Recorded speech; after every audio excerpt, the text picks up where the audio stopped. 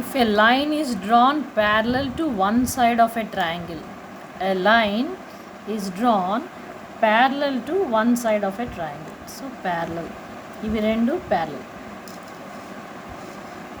To intersect the other two sides, ఈ సైడ్ని intersect చేయడానికి ప్యారలల్గా ఒక లైన్ గీసినప్పుడు in two distinct the other two sides are divided in the same ratio.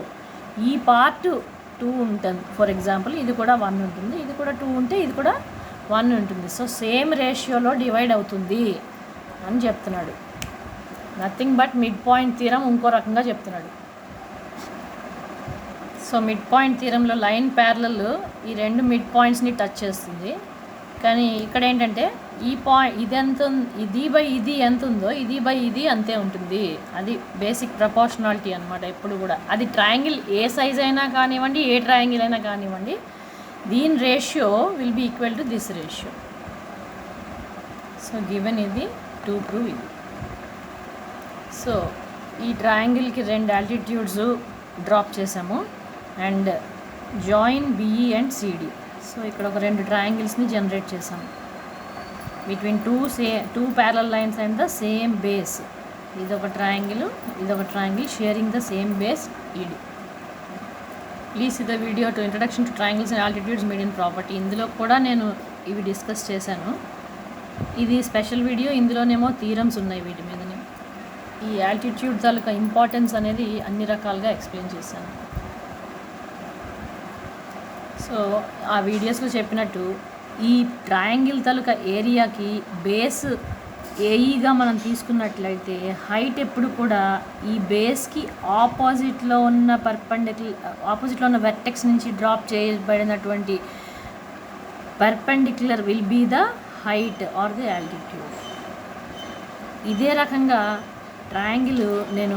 ఇదే triangle ఇప్పుడు ఈ బేస్తో తీసుకున్నట్లయితే ఈ ఆల్టిట్యూడ్తో తీసుకున్నట్లయితే ఏఎం ఇంటూ ఎన్ఈ. అప్పుడు దీనికి బేస్ ఏమో ఏడి అవుతుంది, అలాగే ఆల్టిట్యూడ్ ఏమో ఈఎన్ అవుతుంది. సో దీనికి ఇది ఫార్ములా ఏడి బేస్ వెర్టెక్స్ నుంచి డ్రాప్ అయిన పర్పెండిక్యులర్ ఈఎన్. దీనికేమో ఏఈ బేస్ వెర్టెక్స్ నుంచి డ్రాప్ అయిన పర్టిక్యులర్ డి. బీడిఈ అనేది ఒక obtuse angle more than 90. Therefore దీని తాలూకా ఆల్టిట్యూడ్ ఎప్పుడు కూడా బయట ప్లేస్ అయి ఉంటుంది.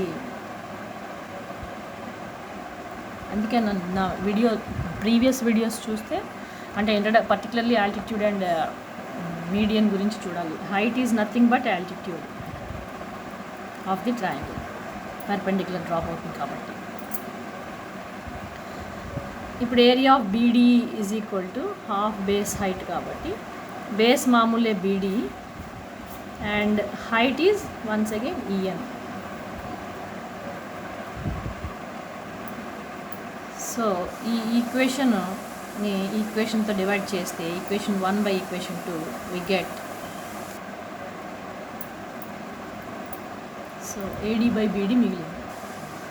ఇప్పుడు బీడిఈ ట్రయాంగిల్తోని ఏడిఈ ట్రయాంగిల్ని ఎలా అయితే కనెక్ట్ చేసామో ఈఎన్ అనేటటువంటి ఆల్టిట్యూడ్ తోటి, సిమిలర్లీ ఈ ట్రయాంగిల్ని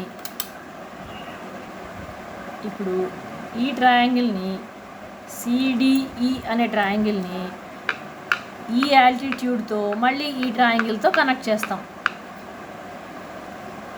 ఈ డేటాను తెచ్చి ఇక్కడ రాశాను.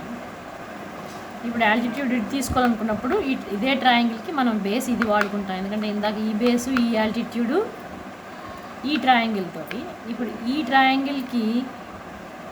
ట్రయాంగిల్కి కామన్ ఆల్టిట్యూడ్ ఇది, because again this is also obtuse angle triangle.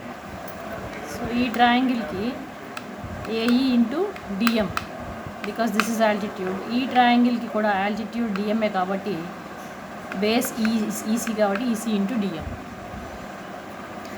So equation 3, 4 dividing 3 by 4 we get this divided by this and this whole thing divided by whole thing. ఇది పోతుంది, ఇది పోతుంది. సో ఏఈ బై ఈసీ అది మళ్ళీ ఇక్కడ తెచ్చి ఇక్కడ రాశాను. So DEC triangle, BDE triangle on the same base and between the same parallel lines, but vertices and the base and between the same two parallel lines kabatti their areas are equal. ఇది BDE ను DECకి area equivalence వచ్చింది by the theorem. So ఇప్పుడు చెప్పింది ఇక్కడ రాశాను. There four so వీటి రెండు areas equal. ఇక్కడ మనం చూసాం ఇప్పుడు ADE by BDE is equal to ఇది, ADE by DEC is equal to ఇది. దేర్ ఫోర్ DEC బదులు తీసుకొచ్చి ఇది ఇక్కడ పెట్టుకుంటే తప్పు లేదు, ఎందుకంటే ఇది పెట్టిన రెండిటికి మీనింగ్ ఒకటే. Things are equal to the same thing. Therefore ఇక్కడ తీసుకొచ్చి BDE పెడితే మనం BDE పెడితే Euclid axiom number 1 says things which are equal to the same thing, ఇవి రెండు కూడా same thing, are equal to one another. Therefore by Euclid axiom number 1, AD by BD equal to AE by EC. AD by BD is equal to AE by EC. Hence proved.